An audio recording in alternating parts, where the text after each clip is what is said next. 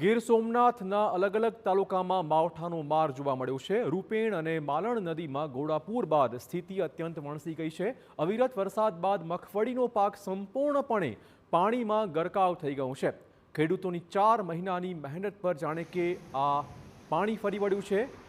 મોંમાં આવેલો કોળિયો છીનવાતા ખેડૂતો ચિંતાતુર છે। આ દ્રશ્યો જુઓ, કેવી રીતે મગફળીનો પાક સંપૂર્ણપણે પાણીમાં ગરકાવ છે।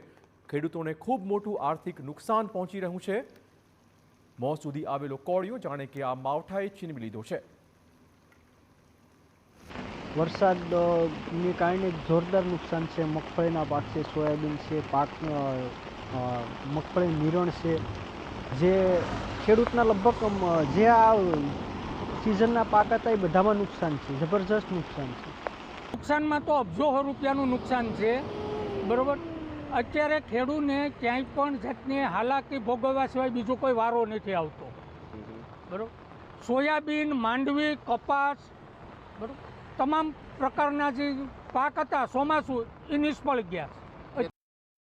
ગીર સોમનાથમાં જ ઉનાના કેસરિયા ગામે સ્થિતિ વણસી ગઈ છે। ધોધમાર કમોસમી વરસાદ બાદ સાર્વત્રિક પાણી જોવા મળી રહ્યું છે। કેસરિયા ગામના ખેતર બેટમાં ફેરવાઈ ગયા છે। ખેડૂતોની મગફળીના પાથરા પાણીમાં તણાઈ ગયા છે। અવિરત પડતા વરસાદના પગલે પારાવાર તારાજીના દ્રશ્યો અહીંથી સામે આવ્યા છે।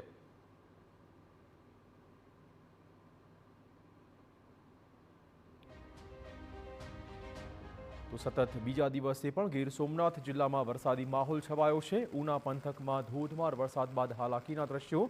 ઉનાના ગ્રામ્ય વિસ્તારમાં ઘૂંટણસમા પાણી ભરાઈ ગયા છે। ખત્રીવાડા ગામ પાસેથી પસાર થતી રૂપેણ નદીમાં ઘોડાપૂર આવ્યું છે। નદીમાં પૂરના પગલે અવરજવર બંધ થતા ગામના લોકોને હાલાકીનો સામનો કરવો પડી રહ્યો છે। ગીર ગઢડાના સમઢિયાળા ગામેથી પસાર થતી માલણ નદીમાં પૂર આવ્યું છે। સૂત્રાપાડા, કોડીનાર, વેરાવળ, તાલાલા પંથકમાં પણ ધીમી ધારનો વરસાદ હાલમાં ચાલી રહ્યો છે।